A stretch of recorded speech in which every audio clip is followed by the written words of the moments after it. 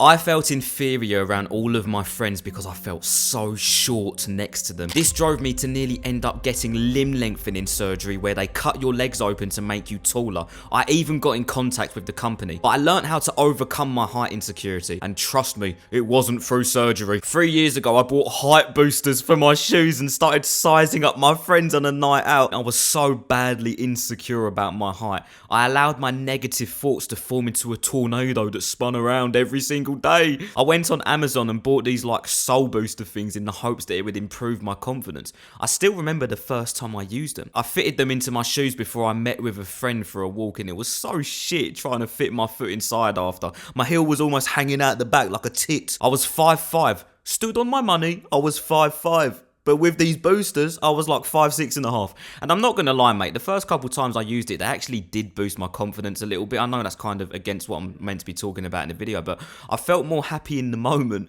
But deep down, I was disgustingly ashamed with myself. And it didn't help that the shoe boosters were fucking AIDS to wear. For months, I would feel inferior to my friends on nights out and size them up secretly to see how I compared. The epitome of insecurity, alright? I would obsess over limb lengthening surgery, the procedure where you spend 20 to 100k to get a rod put into your legs that slowly stretch out over time to make you taller. I did the maths in my head.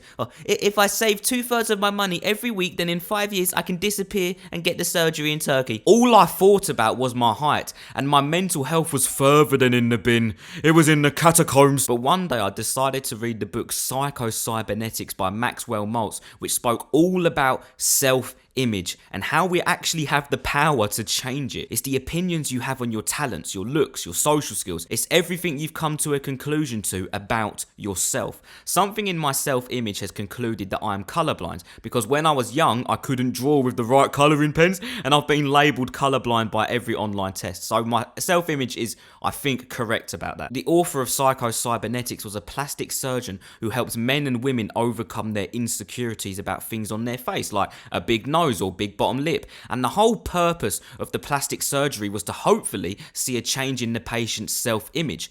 But the author noticed that people could get plastic surgery and still feel just as insecure and depressed about their looks. Their self-image didn't change, which showed that your self-image isn't really controlled by your looks, mate, but the conclusions you come to about yourself because of those looks.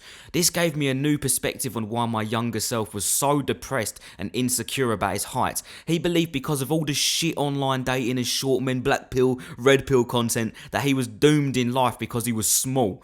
He consumed this content so much that over time he came to his own conclusion that he was inferior in life because of his height. But it wasn't the height itself that made him feel this way. It was how he interpreted the data that he was short, which meant that my brain had to change. Oh, you're just coping because the data shows that short men have it worse than tall men. It's proof. I've seen tens of comments on this channel of black pill guys saying stuff like, surgery is the only way. Fucking shut up. Surgery is the only way. Fucking autistic. See, this is what happens when you allow experiences in life or the content you consume to dictate how you feel about your height. I was in the same boat, so I know why these guys think this way. They've seen so much content about short men struggling on Tinder that they've turned into height retards. Surgery is the only way. Fucking idiots. Younger me nearly turned into one of these crabs because this is the conclusion his brain would come to after watching dating stuff or fixating on content about women. If you watch Fresh and Fit, you instantly become about 15% more of a retard because you're being exposed to such negative views on the world. I'm not disputing the data, fucking nerds, but I know that my younger self was obsessed with getting surgery because he didn't learn how to change his self-image. There's a huge, almost 100% possible chance that if he got surgery and got to 5'8", he'd still be miserable because he'd start to view 5'8" as inferior too because his self-image hasn't changed. So what's the point? The real fix was to change my self-image. So how do we change that? Well, first of all, I had to personally recognize that my self-image wasn't a set of accurate interpretations of who I was. They were just opinions about myself that had been reaffirmed over time by my actions and thoughts. For example, I identify as being good at dancing. I danced when I was young and everyone said I was good. I viewed myself as a good dancer and I kept reaffirming that belief by winning more trophies and doing more dancing. That is part of my self-image. I could have just as easily viewed myself as a bad dancer if I decided to focus on every single competition I didn't win or place. I could have fixated on those losses and told myself, well, I must be shit. But the voices that said, you're good, won over, luckily. It's the same for my height insecurity when I was 19. I came to the conclusion in my mind that my height made me a worse person, and this made me feel depressed, but it's entirely possible to be inferior in certain attributes to other people logically and still not feel depressed and hate your life as a result. One of my friends is 5'10", which means he has a logically superior height to me. Does that make him a better man than me though? Because we both are superior and inferior to one another in different attributes. I could be a better speaker, he could be in better shape, I have better mental health, he has a better haircut, I'm good at drawing, he's bad at drawing but he's good at running.